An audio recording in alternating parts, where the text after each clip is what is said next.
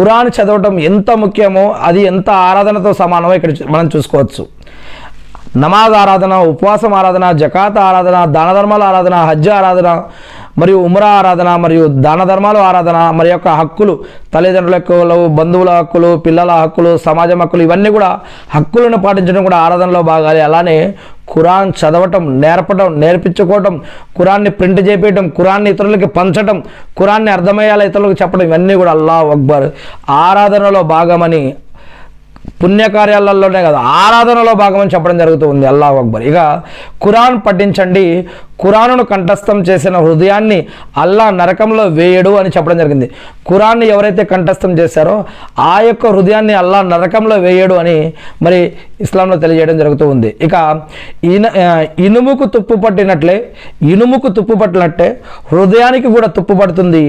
ఆ ఇనుముకు తుప్పు పడితే ఇనుముకు నీటి వల్ల లేదా ఇంకా అనేక రకాల వల్ల తుప్పు పడుతుంది.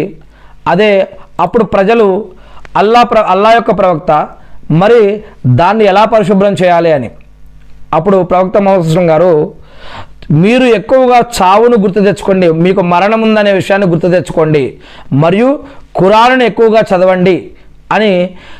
మనం ఒకరోజు ఖచ్చితంగా మరణిస్తాము, మరియు ఈ యొక్క విషయం గుర్తుపెట్టుకోవడంతో పాటు మీరు ఖురాను ఎక్కువగా చదవండి అని ప్రవక్త ముహమ్మద్ గారు చెప్పారు. చావును గుర్తుపెట్టుకోవడం వల్ల, ఖురాన్ చదవడం వల్ల హృదయానికి పడిన తుప్పు ఏ విధంగా వదులుతుందని అంటే ఇక్కడ మనం అనేక రకాల కుళ్ళు, కుట్రంతురాలు, గర్వము, అహంకారము, అసూయ, పాపాలు, నేరాలు, ఘోరాలు, క్రైమ్స్, అబద్ధాలు, మరి అనేక రకాల వాటితోటి మనం గడుపుతూ ఉన్నటువంటి సమాజంలో మనం ఉన్నాం. మరి మనకి కూడా ఎన్నో కొన్ని ఏదో ఒక రకంగా ఉండి ఉంటాయి.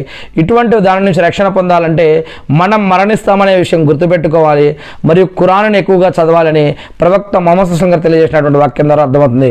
ఇంకా ప్రవక్త ముహమ్మద్ గారు ఏం చెప్పారంటే, మీలో ఖురానును నేర్చుకొని ఇతరులకు నేర్పేవారు ఈ యొక్క ప్రపంచంలో అందరికంటే ఉత్తములు అని.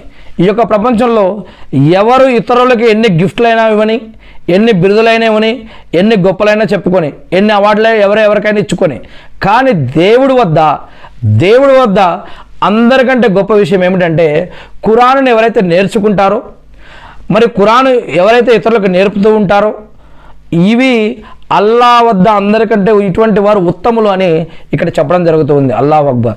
ఇంకా ముహమ్మద్ గారు ఏం చెప్పారంటే, ఖురానును ఎక్కువగా చదవండి, ప్రళయ దినాన అది అతను పారాయణం చేసిన వారి కోసం అల్లా వద్ద రిక్వెస్ట్ చేసిన, వసీలా చేస్తుంది, సిఫారస్. అల్లా అతన్ని నరకంలో వేయకండి, అతన్ని క్షమించండి.